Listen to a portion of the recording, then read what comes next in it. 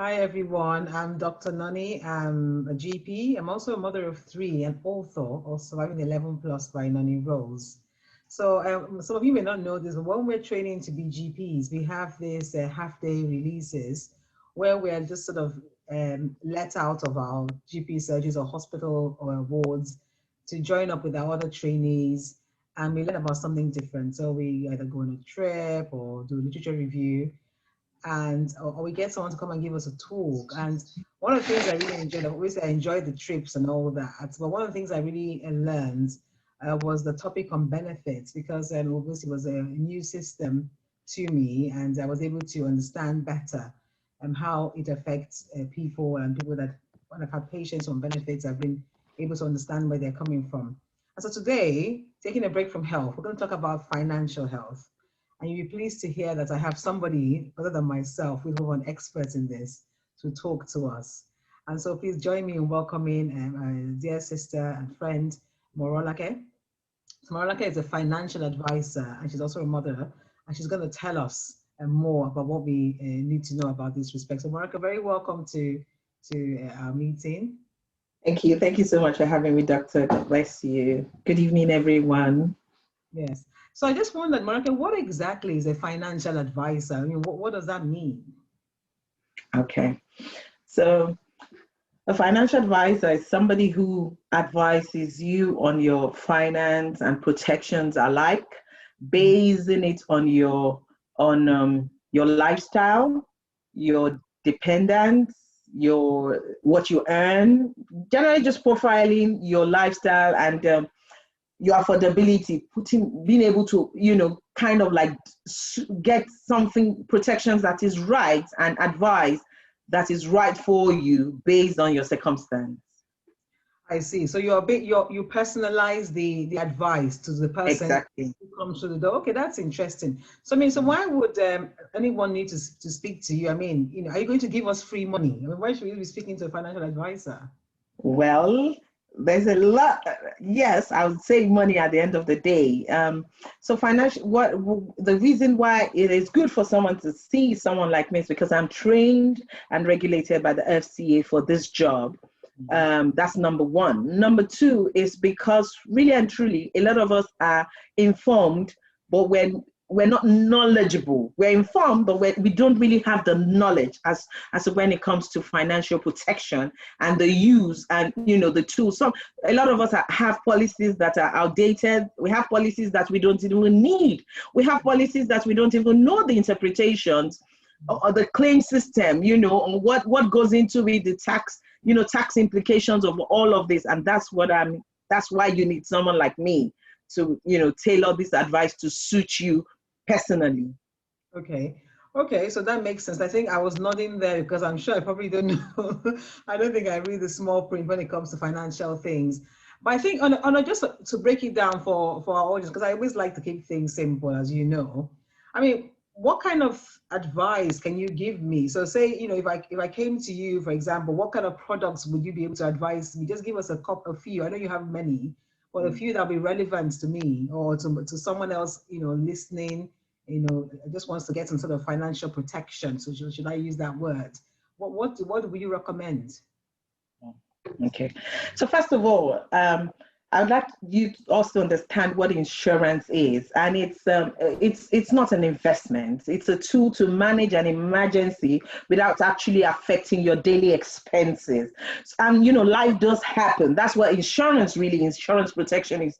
It is not an investment, and it's always better to have what you do not need than to need what you do not have.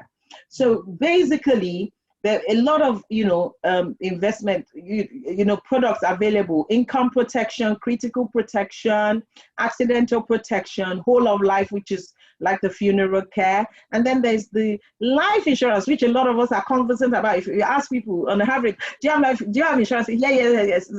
Life insurance is not for you. You can never have life insurance when you're alive. It's for your dependents.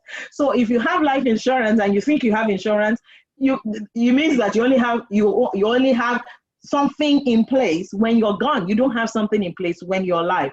And so that I just for the benefit of time, that's roughly what it is, and That's Okay, it. so I get what you're saying. So life insurance obviously covers you, covers your dependents, because when that means it comes into place when you are no longer alive. So Life, yeah. when you're alive and God forbid things happen. I mean, many of you would know that I had a terrible accident, and I remember this is where we started talking about this, because she said to me, "What will you get?"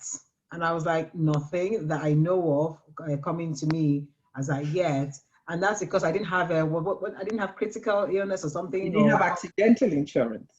yes, I didn't have that in place, because obviously I'm a Christian and I'm not going to believe that I'm going to have an accident. So I didn't prepare for the inevitable. I didn't think it was ever going to happen to me. So I think what you're trying to say is that there are other benefits that we can take. So even if we don't die while we're alive and something bad happens to us, can you give us an example of what could happen? I mean, what you could help us with while we were still alive, for Okay, example? yes. I'd just like to, this is a real life story, true life scenario. Imagine like the pandemic came and a lot of us were not prepared for the pandemic and we were sitting at home. A lot of people began to develop things like depression and all of that. A lot of my clients claimed on that because now they had to seek medical help. And in the NHS, no one is going to give you psychiatric help for, for free. You would need to pay. But if you have insurance in place, your insurance will pay even if you had to go for private there's a particular high flying, scenario that came to me. A nice guy looking good and all that, but he had to see psychiatrist and he had to pay as much as £250 a day per consultation for a 1 hour consultation. And that was done through me because he already had his policy in place. So, it was they just had to pay.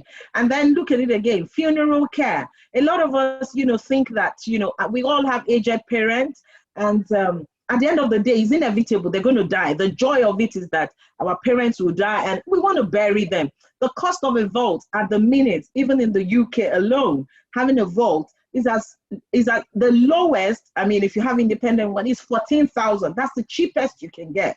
So if you do not have these things in place, when the push comes to shove, you don't want to be running around and getting GoFundMe for all of these things. And no one is ever prepared. But if you have, for the cost of a KFC bucket, if you had put this policy in place, you would just be right to claim it as a time when it's due. So, yeah. So I think obviously the pandemic has brought home, because there's been a lot of health inequalities, particularly with our community, who suffered a lot, and many people couldn't even afford to bury their dead. And just the point that the NHS doesn't charge you for counselling. I think what Morolake was trying to say was that if you wanted to have private counselling, then the insurance policy that you take out for health would cover that as well, and would also cover you for different things. So I think there are obviously a lot of products that you have to offer. I think what will be best is for people to contact you. Would that be okay if we that's fine. Your details in the chat box, and people could just sort of reach out to you and ask you questions and have a one-on-one session? I think I did that with you recently, and I was surprised to learn, it was quite an eye-opener for me as well. And I thought I was informed, like I said in my introduction. So and it was completely free. So the consultations are completely free and they're not obligatory. So. Yeah, well, that's a good point. Yes, you have to make the point that it is a free consultation. I'm sure Morolake will be able to, guide you through the process, and you can just sort of talk to her. As you can see, she's very passionate about this topic, so I'm sure you'll enjoy speaking to her, as I did myself. So this is all for now, folks. I just want to say thank you. Do like, share, and subscribe this, and please share this particularly with people from our ethnic backgrounds, because we don't always like to think about things like this. But as Morolake said, it will come to us. So death and taxes, no one can avoid. So let's get ourselves prepared. God forbid the inevitable happens. Even God allows us to go through trials. If you go through a trial, don't be the one to carry the burden. Let the insurance company help us out by taking out the policy in good time. So till next time, we'll keep it short and sweet. Thank you very much. Yes, thanks for having me. Thank you.